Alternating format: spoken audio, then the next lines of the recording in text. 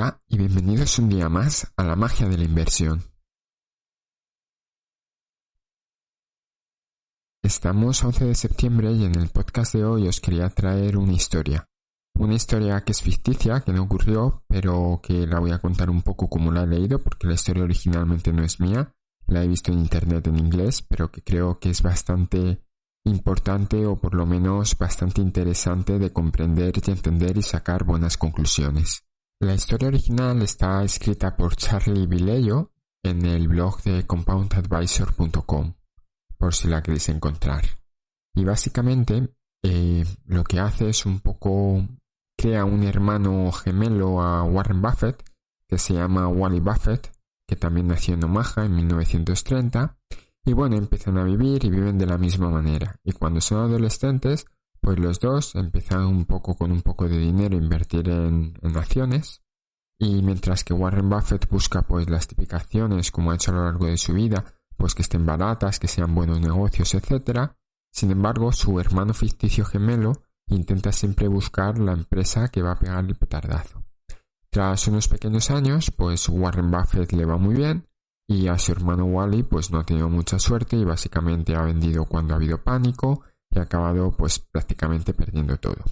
Esto hace que por lo menos hasta los 25 años Wally se plantee lo de invertir y diga esto no es para mí porque lo que hace mi hermano es muy aburrido, me voy a dedicar a encontrar un trabajo y ya está. ¿Qué pasa? Que cuando cumple 25 años recibe una herencia nada desdeñable de $130,000, que para la época es muy buena herencia. Pero como su padre sabía que no era muy buen inversor y que tendía pues a coger lo que estaba de moda, le puso varias reglas. Le dijo que tenía que invertir ese año, sí o sí, empezar a invertir ese año, luego el resto del dinero pues ya cuando viera él, que no iba a poder coger acciones concretas, que solo podía invertir en el S&P 500 y que no iba a poder vender ni sacar dinero hasta que cumpliese 86 años. Y luego además la parte de dinero que no invirtiese pues lo dejaba en un banco local con el que había llegado a un acuerdo, que básicamente no le iban a cobrar nada por tener el dinero ahí, pero tampoco le iban a dar nada. Entonces al principio Wally, cuando ve esta herencia, pues duda un poco y dice, oye, quizás sea mejor dejar los 130,000 euros en el banco sin que me rente nada, $130,000 en este caso, no euros, y ya cuando tengo un dinerillo para cuando tenga 86 años, pues si tengo que pagar a alguien para que me ayude, o simplemente pues para la jubilación, si me encuentro bien, pues para irme de viaje a Benidorm, por ejemplo, ¿vale? Y bueno, al final, cuando va justo antes de cumplir los 26 años, decide que no puede esperar más y que, oye, que venga, que se echa la manta a la cabeza y que va a empezar a invertir. Entonces decide que va a invertir 13 veces los $130,000, $10,000 cada vez que entre en el mercado. Y más o menos se distribuye y empieza a invertir poco a poco para no meter todo de golpe, diversificación temporal. Y bueno, pues empieza un poco y más o menos ya ha pasado el tiempo y podemos saber cuándo decide invertir. Bien, invirtió la primera vez el 2 de agosto de 1956.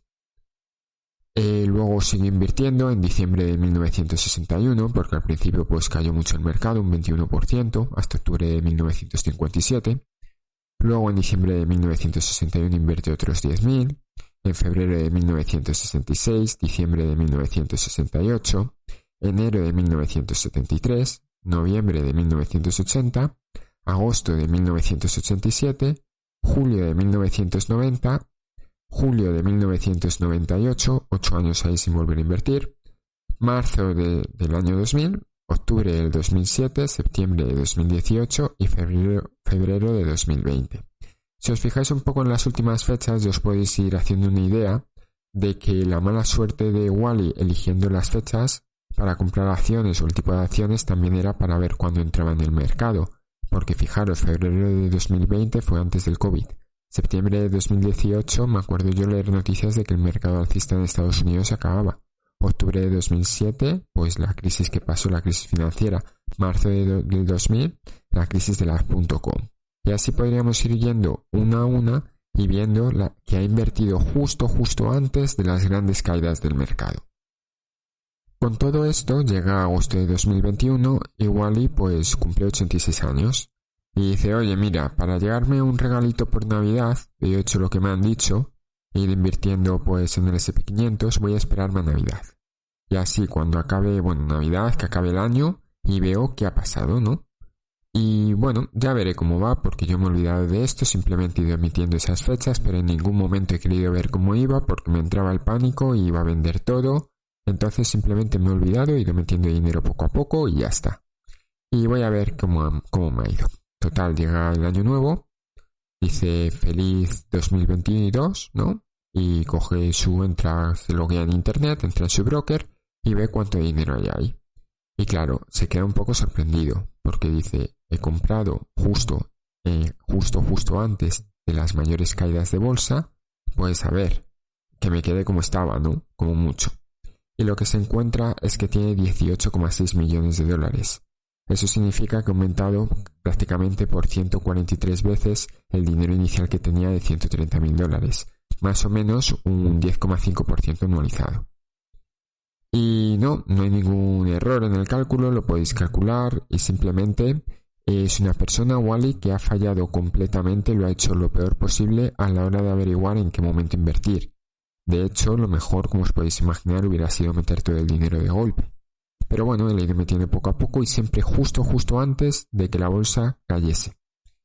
Y bueno, pues básicamente he acabado y de aquí podemos sacar varias conclusiones, ¿no? Que quiero compartir con vosotros. Lo primero de todo es dejar claro que esto es un ejercicio teórico, que en 1956 no se podía invertir en un índice indexado al S&P 500 porque básicamente no existía. Empezó a existir a partir de 1976. O sea, eso para empezar y que os hagáis una idea, ¿no? Luego no hemos tenido en cuenta pues impuestos, si hubiera habido, comisiones y cosas por el estilo. Tampoco los dividendos, he supuesto que se reinvertían todos, en este bloque han supuesto que se reinvertía todo, y también que la cuenta bancaria no daba interés pues para hacer más fácil el cálculo. Pero ya ahora sí vamos con las conclusiones que podemos sacar. La primera que podéis pensar muchos es, oye, casi que yo me indexo y me olvide del mundo. Y yo creo que esto es una conclusión errónea. Normalmente estos estudios se hacen con el índice porque es más fácil de analizar cómo se ha comportado la renta variable en largo plazo si yo cojo un índice. Bien. También es cierto que en vez de indexarse al S&P 500, si hubiera indexado, por ejemplo, al IBEX, pues a lo mejor no lo hubiera ido tan bien, ¿no? Pero yo creo que aquí lo que hay que sacar un poco la idea es que hay que ser constante. Que simplemente lo que más importa es cuánto tiempo estás en el mercado. Fijaros que la gran diferencia de Wally y de cualquier inversor es que él ha estado invertido en el mercado 60 años. 60 años son muchos años. Posiblemente vosotros, fijaros en la edad en la que empezasteis a invertir, añadirle 60 años y probablemente cuando eso pase ya estaréis muerto. Porque además la mayor parte del interés compuesto se produce al final de la vida, si no hemos sacado el dinero, que es lo que le ha pasado a Warren Buffett, que la mayor parte de su fortuna la ha hecho a partir de los 65 años, porque la bola de nieve cada vez se hace más grande. Mientras que por el contrario, los primeros años todo va muy lentito porque básicamente lo que más influye es lo que tú ahorres. Pero llega un momento que esto se da la vuelta e influye más cómo inviertas o la rentabilidad que tenga tu inversión que lo que puedas ahorrar. Por tanto, primera conclusión que yo sacaría es, sé constante. Sé constante y lo que importa es estar muchos años dentro del mercado. Vamos con la segunda conclusión, que es acerca de hacer market timing, que es básicamente averiguar si voy a comprar en el punto más bajo. Este estudio lo que muestra es que incluso comprando en el peor momento ha ido bien. O sea, es mejor estar dentro del mercado que estar fuera. Por eso yo normalmente, siempre lo digo, a mí me gusta estar invertido un 100%, porque yo no sé lo que va a hacer la bolsa. Y basta con perderte, y de estos estudios, los 10 mejores días de la bolsa o los 20 días mejores de la bolsa, y tu rentabilidad del S&P 500 pasa de ser un 10% anualizado a ser un 1% anualizado. Por eso, para mí, que voy a muy largo plazo, lo que me interesa es estar siempre invertido en bolsa. Y luego, eso sí, voy comprando, diversificando temporalmente, compras periódicas, y luego, claro, no hago como Wally, no tengo tan mala suerte de estas compras periódicas siempre comprar en el punto alto, lo cual ayudará un poquito a la rentabilidad. Sí que es cierto que a veces uno puede pensar en, bueno, voy a intentar acumular un poco más de liquidez, pero realmente ese porcentaje que yo uso de liquidez, en mi caso concreto, rara vez llega al 5%, rara vez tengo un 5% de liquidez. Hay gente que le gusta tener más liquidez, que le gusta tener a veces un 30, un 40%, y está bien, al final te tienes que sentir cómodo para seguir dentro del mercado. Por tanto, la segunda conclusión sería que el market timing no es nada relevante en comparación con los años que estás dentro del mercado. Evidentemente, si estás 1, 2, 3 años en el mercado, el market timing es muchísimo más importante que el tiempo que llevas. Me explico. Si una persona empieza en 2020 y ha comprado todo justo tras la caída del COVID o justo antes del COVID, pues la diferencia de rentabilidad puede ser muy muy alta. Ahí sí que importa el market timing. Pero de aquí a 50 años, seguramente ese pequeño parámetro no va a tener mucho que ver. Además que es muy difícil que una persona, si diversificas temporalmente, nunca te va a pasar que compres todo justo antes del COVID o todo justo después del COVID. Eso es muy complicado. Y ya por último, la tercera conclusión, y haciendo más hincapié en lo que he comentado en la primera acerca del S&P500, habíamos dicho que la primera conclusión era que lo que importa es todo el tiempo que estás en el mercado. La segunda conclusión es que el market timing a largo plazo no es relevante.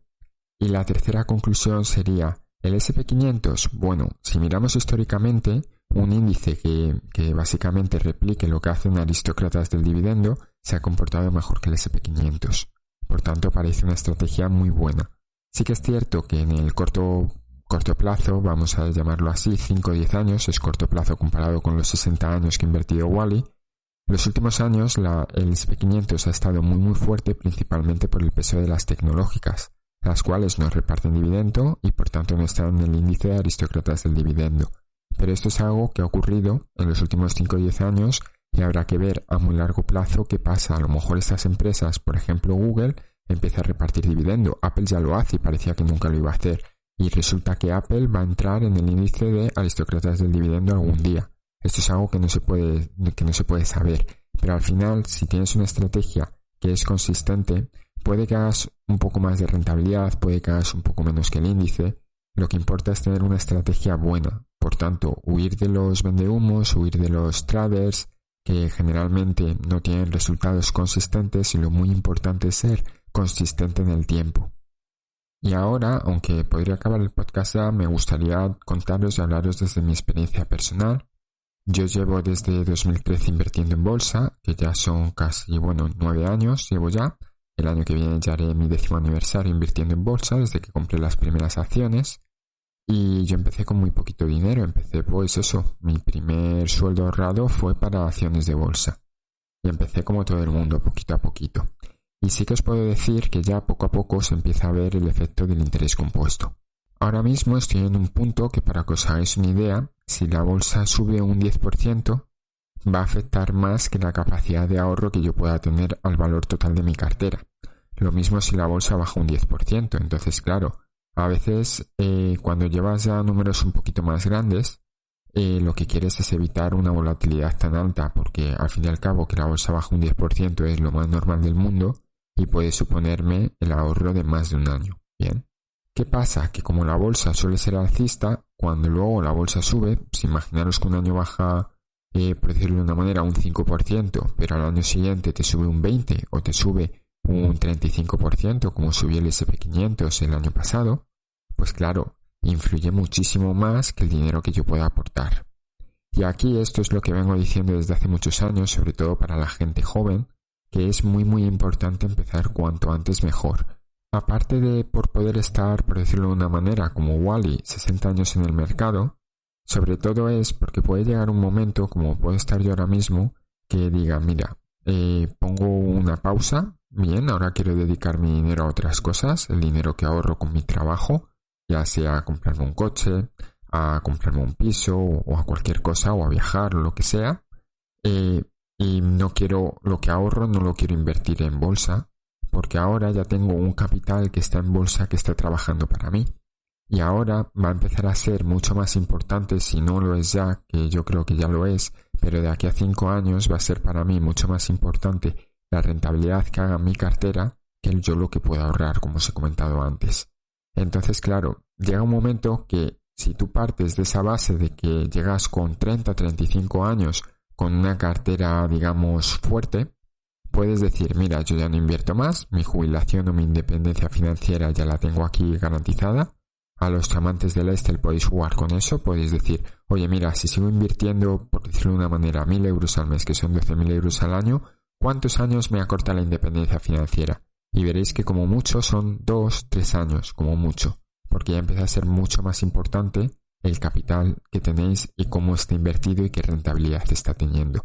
Y ese dinero ya podéis dedicar a fundíroslo todo, lo que estéis ya ganando, en vez de ahorrar e invertir, podéis dedicarlo a fundirlo todo en lo que queráis. Ya os digo, puede ser un piso, puede ser un coche, puede ser lo que os dé la gana, que teniendo ya el dinero base trabajando que habéis hecho de los 20 a los 30 años, la vida va a ser mucho más sencilla, financieramente hablando.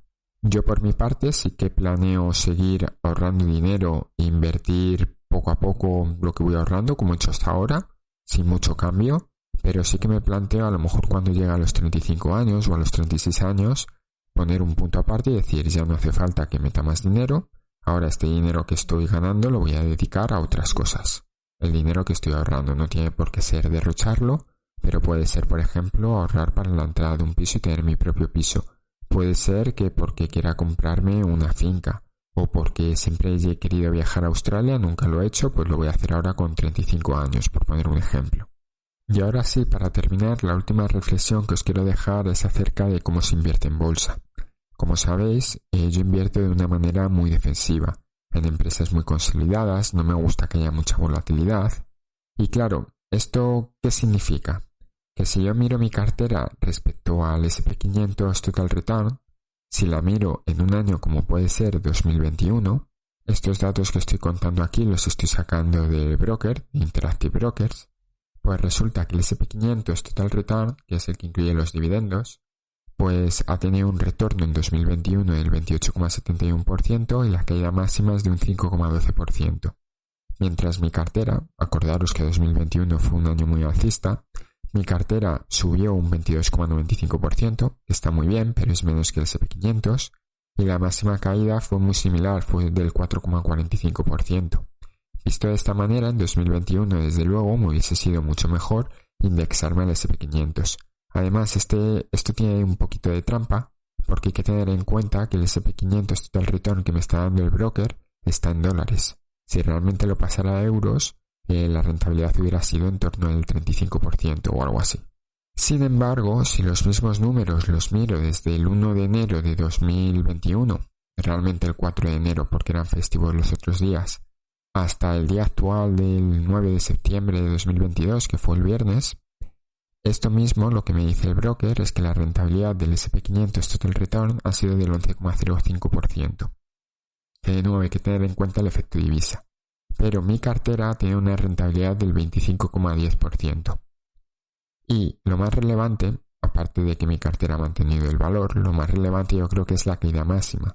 La caída máxima del S&P 500 con dividendos ha sido del 23%, 22,99%, mientras que la caída máxima de mi cartera en este periodo de casi 2 años ha sido del 11,76%. Fijaros que, a pesar de que 2021 el S&P 500 lo hizo mejor que yo, es muy importante evitar caídas o evitar que la caída sea tan severa como puede ser en un índice. Y la única manera de evitar esto es invertir, o bueno, puedes intentar averiguar el mercado y invertir y salirte cuando estés en el máximo, pero volvemos a lo del market timing que antes nos ha enseñado Wally, que en el muy largo plazo da igual, en el muy corto plazo, como veis, sí tiene efecto, pero yo lo que hago es invertir en empresas muy consolidadas, muy defensivas, que cuando vienen turbulencias yo duermo mucho más tranquilo porque mi cartera ahora mismo está en positivo, como la de casi todos los españoles que están invirtiendo o europeos que están invirtiendo en euros por el efecto divisa y en empresas que no han caído tantas como aristócratas del dividendo. Todo este grupo de personas estamos en positivo y al controlar la volatilidad de mi cartera yo duermo mucho más tranquilo porque, como os he dicho antes, que mi cartera caiga un 10% puede ser el ahorro de todo un año para mí. Entonces yo no quiero que mi cartera caiga un 30, un 40% siempre y cuando se puede evitar. Hay muchas personas que dicen, no, yo voy a largo plazo, ya. Pero cuando tú tienes 10.000 euros invertidos, que yo he pasado por esa época, y la cartera cae un 40%, estás perdiendo 4.000 euros. Bien, 4.000 euros te puede joder, pero lo recuperas si te salieses y vendieses, es ahorro de ¿cuánto? Vamos a suponer 1.000 euros al mes, ahorro de 4 meses, ¿vale? Pero ahora imaginaros cuando tengáis 50, 60 años y tengáis una cartera de 1.000.000 de euros. Una caída del 40% son 400.000 euros. Y entonces vais a pensar es que esto es un piso. Lo que ha caído en la cartera es un piso. Y os empezaréis a replantear las cosas. Por eso, a medida que la cartera va aumentando, yo os aconsejo también que no toméis tantos riesgos y que conservéis el capital. Que no invirtáis en cosas muy raras, simplemente manteneros en la bolsa y ya está.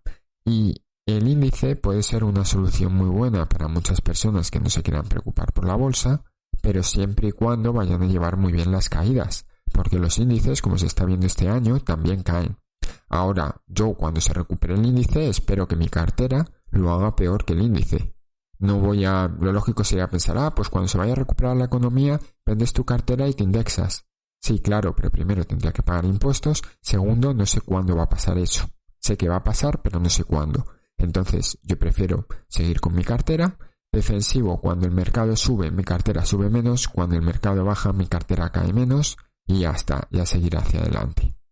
Y nada más, espero que el podcast, aunque haya sido muy largo, os haya gustado, os haya al menos hecho reflexionar un poco sobre cómo estáis invirtiendo, y nos escuchamos la semana que viene. Un saludo y hasta luego.